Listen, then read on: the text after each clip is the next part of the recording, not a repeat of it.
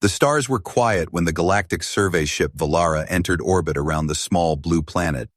The crew of aliens expected nothing unusual. They had traveled many light years only to confirm that this world once belonged to humans.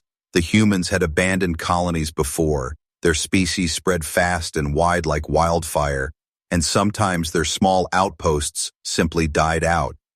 So when the ship descended through the clouds, most of the alien crew believed they would find only dust and ruins, but the planet felt strange the moment they landed. The air was thick with silence, not the peaceful silence of a dead world, but the heavy silence of something waiting. Captain Rhinell, tall and silver-skinned, stood on the ramp of the ship and scanned the horizon. The city below was broken but not forgotten. Buildings stood with cracked walls, streets stretched into the mist, and metal towers leaned but did not fall. It looked abandoned, yes, but it did not look destroyed. The aliens walked into the colony streets, their boots pressing into the dust. Everywhere they looked, they saw signs of human life. There were toys scattered across the ground near a schoolyard, faded pictures of families taped inside homes, and rusted machines that still hummed faintly, as if powered by something deep below. One alien soldier whispered that it felt like the humans had vanished only yesterday. Another muttered that he could almost hear them breathing in the shadows. They entered the central square, where a tall statue of a human still stood. The figure was carved in stone, holding a book in one hand and a tool in the other. The plaque at the bottom read, "To survive, we build, to build, we endure." The words made the aliens uneasy. Why would humans leave behind such a colony, and why did it still feel alive?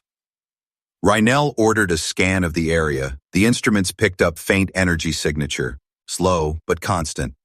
It was impossible. The colony had been abandoned for more than 50 years, yet something still powered the lights deep underground. The crew spread out, their scanners beeping, their voices tight with fear. Every corner they turned, they expected to see movement. Inside a half-collapsed home, Lieutenant Caro found a table set with plates.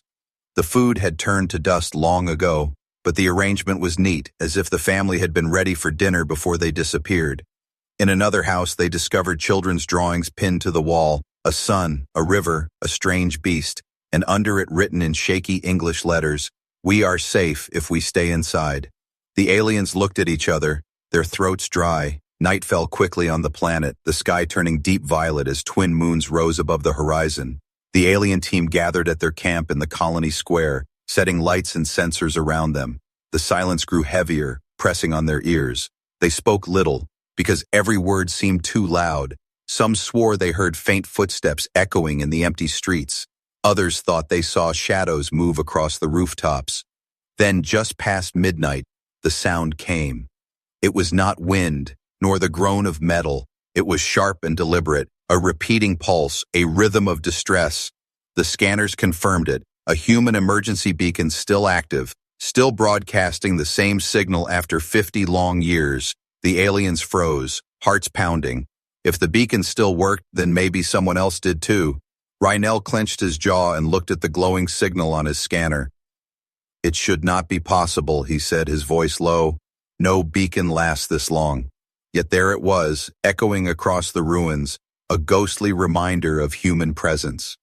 The crew stared into the darkness, their imaginations running wild. Had the humans left it running before they died? Oh, or was something else keeping it alive? One soldier whispered, "Captain, what if they're still here?"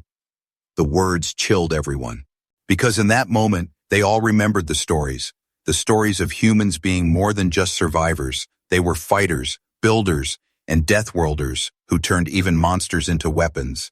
And if something had kept this beacon alive for so long, then it was not just a machine, it was a warning. The silence of the colony was no longer just silence. It was a breath before the storm. The aliens, brave explorers of the galaxy, suddenly felt like prey walking into a hunter's den. The empty colony was not empty at all. Something remained. Something that terrified them before they even saw its face. The second night on the colony world was darker than the first. The twin moons gave little light, hiding the ruins in shadows. The alien crew of the Valara kept their camp lit with glowing shields, but even those lights felt weak against the emptiness around them. The human distress beacon still pulsed faintly, a heartbeat echoing through the ruins, steady and unnatural. No machine should have lasted this long, and yet it did. Captain Reinell could not sleep, his silver eyes fixed on the distant streets. He had led missions to forgotten colonies before, but none had made him feel like this. This place felt different. Every step, every sound, carried weight, as if the ground itself remembered what had happened here. At dawn, the crew split into teams to investigate further. One group searched the residential blocks, another entered the old factories. Reinell took a smaller team to track the signal of the beacon. It was coming from the underground, deep beneath the central city. The tunnels there were older than the colony itself, built by human engineers for reasons unknown. Lieutenant Caro led the factory team, her scanners sweeping through broken machines. The air smelled of rust and something older, burned metal mixed with ash. She found massive doors sealed shut, their G's marked with deep scratches. Something had tried to get in, or maybe tried to get out. On the wall near the doors, words were scratched into metal in English. "Do not open. We failed to contain it." Her blood ran cold. In the residential district, soldiers moved carefully through broken apartments. One of them found a room filled with children's beds. The sheets were still tucked in neatly. Small shoes lined up against the wall, and on the ceiling, painted in glowing ink that still faintly shined after decades, were words. "Stay quiet, it hears us." The soldier felt the air grow heavy and swore he heard a soft dragging sound behind him. But when he turned, nothing was there, only shadows. Meanwhile, Reinell's team reached the underground access point. The stairs led down into darkness, the smell of damp stone rising to meet them. Their lights cut through the black, revealing walls covered in strange markings. Some were human words, warnings scratched in haste. Others were claw marks, deep and jagged. The beacon's signal grew stronger as they descended, echoing louder with each step. Halfway down, one of the soldiers screamed. The others spun around, their lights sweeping across the tunnel. The soldier was gone. Only his weapon lay on the ground. There was no blood, no sound, only silence. Something had taken him in the blink of an eye. Fear rippled through the crew. They raised their weapons, scanning the shadows, but the tunnel was empty. Captain Reinell's voice was steady, though his heart pounded. "Stay together," he ordered. "Do not run. Do not scatter." The crew obeyed, but their eyes darted into every dark corner. Finally, they reached a chamber at the bottom of the stairs. In the center stood the beacon, still glowing, still pulsing its signal into the void, but it was not alone. Around it lay shattered cryopods, their glass broken from the inside. Inside, some skeletal remains of humans still sat, their faces frozen in expressions of terror. On the floor near the beacon was a journal, its pages brittle but intact. Reinell picked it up carefully and read the first line. "If you are reading this, it means we are gone." The crew listened in silence as he read further. "We tried to survive, we tried to fight, but it was too strong, too fast, too smart. We created it, but we could not control it." The words made every alien's blood turn cold. The last page ended with a chilling note. "It is not human anymore, but it remembers us, and it remembers what we feared." Before Reinell could read more, the chamber shook. The beacon flickered as if reacting to something alive, and from the darkness beyond the chamber, a low growl echoed. Not mechanical, not natural, something in between. The aliens raised their weapons, forming a circle. The sound grew louder, footsteps heavy, dragging across stone. A shadow moved at the edge of the light, tall, twisted, its outlines sharp like broken bone. Then it vanished again, leaving only silence. But the silence was worse than the sound, because they knew, without seeing it clearly, that the humans had not been the last to live here. Captain Reinell tightened his grip on the journal. The words burned into his mind. "We created it, but we could not control it." Whatever haunted this colony was not just a beast, it was the legacy of human desperation, their will to survive twisted into something unnatural. The aliens realized too late that this was not just a ruin, it was a graveyard, and the dead were not resting. The beacon pulsed once more, and in the dark tunnels something whispered back. The tunnels beneath the human colony grew colder as the alien crew pressed deeper. Every step felt heavier, every echo sharper, as if the darkness itself was listening to them. The beacon continued to pulse behind them, a steady heartbeat, but now it felt less like a call for help and more like bait. Captain Reinell knew they should turn back, yet something in his instincts told him they needed to know what humans had left behind. Lieutenant Caro whispered as they moved, her voice trembling. What if this is not a warning, but a trap? Her words lingered in the air, unanswered. The alien soldiers tightened their grips on their weapons, their eyes darting across the walls where claw marks stretched like signatures of violence. Suddenly the sound came again, a dragging, scraping step that echoed from somewhere ahead. The crew froze, holding their breath. The sound stopped, then shifted behind them as if something had circled around. One soldier swung his light back, and the beam caught something on the ceiling.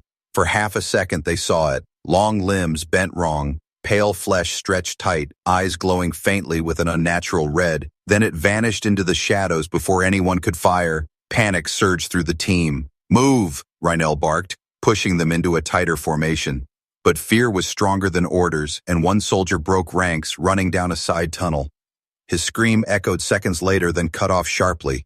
Silence followed, heavier than before. They pressed forward, hearts pounding until they reached a chamber that looked like a human research lab.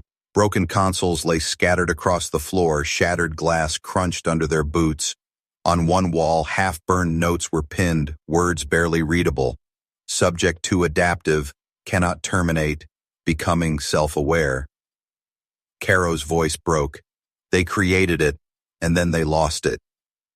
Another soldier pointed to a cage at the far end of the chamber. The bars were melted, bent outward as if something inside had clawed and burned its way free. Inside, dried blood stained the walls, but the body that had made it was long gone. The sight made every alien shiver. What kind of creature could break steel with bare hands? The answer came too soon. A deep growl rolled through the chamber, shaking dust from the ceiling. The lights flickered, and in that flicker it appeared again, this time closer. Its body towered over them, built of muscle and scars, human in shape but twisted by something far more brutal. Its face bore the echo of humanity, but stretched and broken, its jaw lined with bone-like spikes, its eyes glowing with hunger. It was not human anymore, yet it carried human rage. The soldiers opened fire, energy bolts lighting up the darkness. The creature moved with unnatural speed, slipping between shadows, the blast striking only walls. It leapt onto one soldier, crushing him against the floor with bone-snapping force. The others screamed, firing wildly, but the monster vanished again, as if the shadows themselves had swallowed it. Reinell grabbed Caro's arm, pulling her back toward the tunnel. "Retreat," he ordered, his voice hard, but the path behind them was already blocked. The creature stood there now, its chest heaving, its claws dripping with blood. It stared at them, not like prey, but like intruders. Then it spoke, not in words but in a growl that echoed with something almost human. A broken voice, twisted and deep. "Leave." The aliens froze, their blood running cold. It understood them. It remembered them. This was no mindless beast. It carried fragments of human intelligence, fragments of pain and memory, and it wanted them gone. The crew backed slowly, their weapons trembling in their hands. The creature did not attack again, not yet. Instead, it circled them, its red eyes glowing in the dark. Every step it took reminded them that they were not hunters here. They were intruders in a graveyard guarded by something that should not exist. When they finally stumbled back to the surface, gasping for air under the violet sky, they realized the truth. The colony was not abandoned. Not really. It was haunted by what humans had created in their final days. A guardian, a monster, a living weapon of survival, and it was still alive. Captain Reinell held the human journal tightly in his hand, his knuckles white. The last words burned into his mind. It is not human anymore, but it remembers us. Now he understood what that meant. The creature had not just survived, it had inherited the will of its makers, and that made it more terrifying than any alien army. The crew stared back at the ruins, their hearts heavy with fear. For the first time in their long journeys across the stars, they felt the weight of humanity's legacy pressing against them. The humans were gone from this world, but what they left behind was enough to terrify even the bravest explorers. And deep in the shadows of the colony, the creature watched them, its voice whispering through the night, like an echo of death itself. Leave. The alien crew of the Valara did not sleep that night. They camped near their ship, weapons ready, but none dared close their eyes. The memory of the creature's voice, deep, broken, yet filled with human rage, echoed in their ears like a curse. The colony was no longer just ruins, it was alive, haunted by the shadow of humanity. Captain Reinell stood alone at the edge of the square, staring at the silent statue of the human. The inscription read, "To survive, we build, to build, we endure." Now he understood the meaning in a way that shook his heart. Humans had built something that endured even after they were gone. But what they built was not a city, it was a weapon. At dawn, he gathered the crew. "Humans never abandon a colony without reason," he said, his voice heavy. "We must know what happened here, even if it kills us." Some of the crew wanted to leave at once to escape the cursed world, but fear of the unknown was stronger than fear of death. If they left without answers, the mystery would follow them forever. They returned to the colony streets, this time moving carefully. Every building whispered of human life, but also of sudden death. In a library, they found shelves still full of books, some burned, some untouched. In the back room was a hollow recorder still functional, flickering with static. When they activated it, a human woman's voice filled the air, weak but steady. "My name is Dr. Elaine Carter, head of biodefense," she said. "If you are hearing this, then we are gone, but our story must remain." The crew leaned close as the message continued. "We were attacked, not from the outside, but from within. Hunger, sickness, despair. We needed strength, so we tried to create it. We built a guardian to protect us, but it changed. It adapted. It became something more than we intended." Her voice broke as screams echoed faintly behind her recording. "We could not destroy it, so we locked it away. But it learned, it remembered us, it became our shadow." The recording ended with a chilling whisper, "Forgive us." The aliens stood frozen, the hollow light flickering against their faces. One soldier whispered, "They created a monster." Another muttered, "No. They created themselves in another form." The thought made them tremble, because they knew it was true. The creature was not simply a beast. It was humanity's will to survive, given flesh and claws. They pushed deeper into the colony, searching for more clues. In the underground vaults, they found walls covered with handprints, human handprints burned into the stone, as if people had pounded desperately while trying to escape. Beside them were marks of claws dragging downward. It looked like a war had been fought between humans and something in the darkness. The air still smelled faintly of smoke, even after 50 years. Then they discovered the cryo chamber, rows of pods shattered and broken. Some still held bodies of humans who had never awakened. Others were torn apart from the outside, glass ripped like paper. On the wall, carved with something sharp, were the words, "We are not alone down here." The soldiers felt their throats tighten. They realized the humans had not just fought the creature, they had died trying to contain it. A sound broke the silence, soft and eerie, children's laughter, echoing faintly through the tunnels. The crew froze, weapons raised, scanning every corner, but there were no children here, not anymore. The sound repeated, twisting into something darker. It was the creature, mimicking the voices of those it remembered. It was not only strong, it was intelligent. Suddenly, the lights flickered, shadows stretched across the walls, and in the darkness, glowing red eyes appeared, more than one. For the first time, the crew realized there might be more than a single creature. The journals had spoken of it, but what if it had multiplied? The thought chilled them deeper than any scream. Captain Reinell forced his voice to remain calm. "We must return to the surface, regroup, and decide." But the tunnels shook violently, dust falling from above. The sound of claws scraping stones surrounded them. The crew fired their weapons blindly into the dark. Beams of light flashing across the walls, screeches echoed, and then silence returned as suddenly as it had come. When they stumbled back into the pale morning light, their faces were pale, their bodies shaking. They realized the truth was worse than they imagined. The humans had not abandoned this colony in weakness. They had abandoned it because they had created something too strong. something that even they feared. Ghosts of humanity still lived here, not in spirit, but in flesh twisted into guardians of death. The crew of the Valara stood in silence staring at the ruins. For the first time in their lives, they felt small. If this was what remained of a forgotten colony, what then were humans building now, alive and thriving on other worlds? The thought was not just terrifying, it was unstoppable. And somewhere in the shades, as unseen, the creature watched. It remembered faces, it remembered pain, and in its broken human-like whisper it promised, "You are not safe." The ruins were no longer silent. Every step the alien crew took echoed against the hollow walls as if the colony itself was whispering back. They had seen enough to know the humans had not died quietly. They had left something behind, something alive, something more terrifying than any weapon. Captain Reinel held the journal tightly, his hands shaking as he reread the words. "It is not human anymore, but it remembers us." He wondered if the creature was truly alive, or if it was the memory of humanity given form. The more he thought about it, the colder he felt. Lieutenant Caro approached him, her face pale. "Captain," she whispered, "we found another chamber." Her voice carried fear, but also urgency. Reinel followed, his soldiers close behind. The chamber was unlike the others.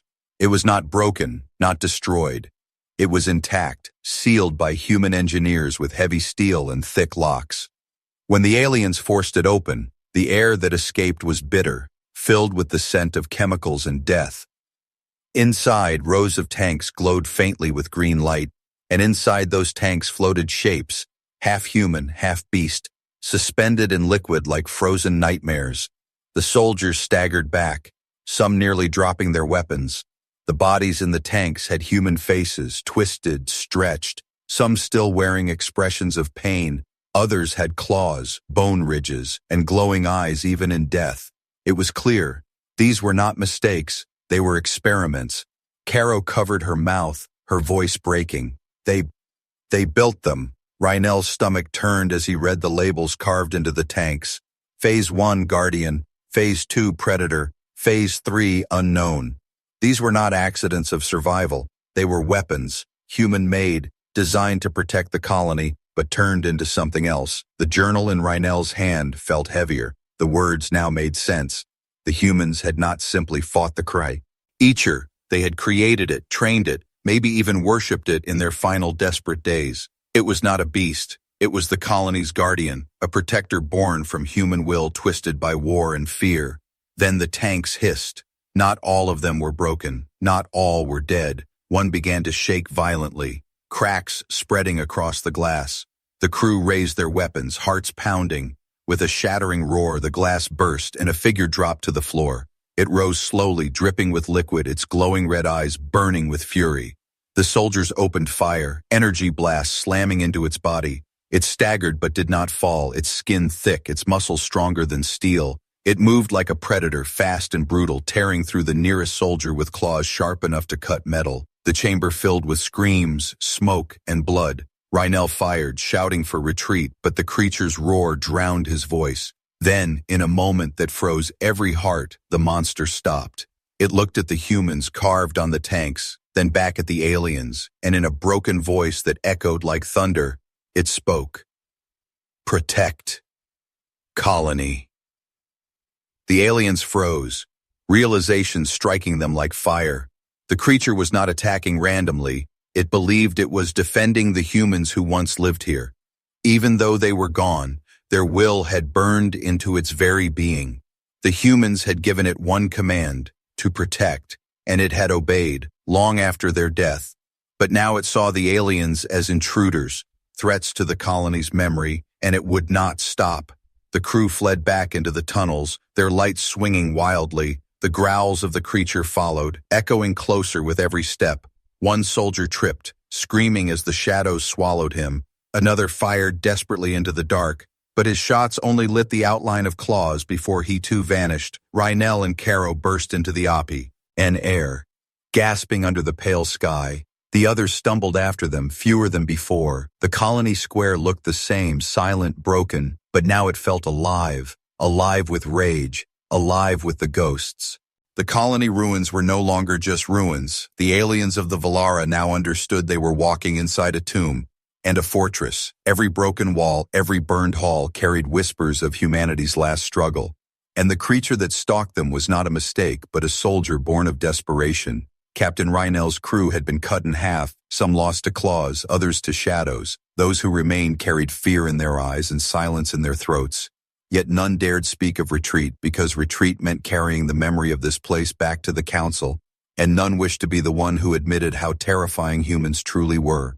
Lieutenant Caro broke the silence as they studied the map pulled from the old human terminals.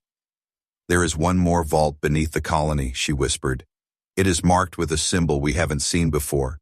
Her hands trembled as she traced the lines on the hollow map. This may explain everything. The decision was not debated. They needed to know, even if the truth crushed them, so they descended again, past broken labs, past rooms filled with rusted weapons and shattered machines. The deeper they went, the more they felt the weight of the earth pressing around them, until finally they reached the vault. The door was enormous, forged of black steel reinforced with something the scanners could not identify. Across it, words were carved in English and burned deep into the metal: "For the future, for the fight, for the human legacy." Reinell's heart pounded as he read it aloud. This was not a grave, it was a gift, or a warning. The door did not open easily. It took 3 soldiers working with fusion cutters to burn through the locks. When the last lock fell, the door groaned open and released a wave of cold air. Inside lay a chamber unlike any they had seen. It was not a place of death, but of design. Rows of sleek machines lined the walls, still humming with hidden power after decades. Holographic screens flickered to life, showing blueprints of ships, weapons, and strange armor. In the center stood a pedestal, and on it a glowing crystal sphere pulsed faintly with light. It was not just a storage chamber, it was a human archive, a library of war. Caro stepped forward, her voice barely above a whisper. "They left this for someone to find." Reinell's hand shook as he activated the sphere. Images filled the room, scenes of humans fighting wars across countless worlds, scenes of them adapting, surviving, turning every battlefield into proof of their strength. And finally, a message appeared, recorded in a human voice. "My name is Commander Isaac Hale of the Colony Defense," the voice said. "If you have found this, then you are not human." The crew stiffened, chills running through their bodies. The human voice continued, steady and calm. "We knew we might not survive here, but humanity will survive somewhere else. This vault is not for us. It is for those who would doubt us. Remember this: we do not die quietly. We leave behind fire." The message ended, but its echo filled the chamber. The aliens realized this vault was not meant to protect humans. It was meant to remind anyone who found it that humanity was eternal. That even in death, they left seeds of terror, seeds of strength. Proof that no matter how much the galaxy underestimated them, they always returned stronger. Then the ground trembled. The claws scraped again from the tunnels above. The Guardian had followed. It stood in the doorway, its massive body blocking the exit, its red eyes fixed on the aliens, but it did not attack. Instead, it looked at the holograms of human soldiers, and for a moment, its twisted face seemed almost calm, almost proud. Caro's voice cracked as she whispered, "It's not just a monster. It's their legacy, G. Ivan life." The creature growled low, not in rage, but in warning. "Leave," it whispered again. The aliens understood. They were intruders not only in a ruin, but in a shrine. This world belonged to humans, even if no human lived here anymore. Reinell turned slowly, his eyes locked on the sphere. He knew they could steal it, carry the knowledge back to the council, but deep in his heart, he feared what would happen if they did. Humanity's secrets were not meant to be stolen. They were meant to be feared. So the crew backed away, their weapons lowered, their steps heavy. The Guardian's glowing eyes followed them, until they vanished into the surface light. Behind them, the vault closed with a final groan, sealing its truths once more. The aliens stood in the ruins, broken and shaken. They had come seeking answers, but they had found something greater. Not ruins, not corpses, not defeat, but proof that humanity never truly left. Even in silence, they were preparing for the next fight. Even in death, they whispered to the galaxy, "We endure." And as the Valara lifted off into the violet sky, the crew looked down one last time at the haunted colony. None spoke, but each carried the same thought. If this was the legacy of a forgotten human outpost, then what power waited in the human worlds that still lived? The Valara left orbit with silent engines. No one on board spoke as the colony world faded into the distance, swallowed by the stars, but the silence inside the ship was not peace, it was fear. Every crew member carried the same image in their minds. Those glowing red eyes in the dark, watching, waiting, guarding.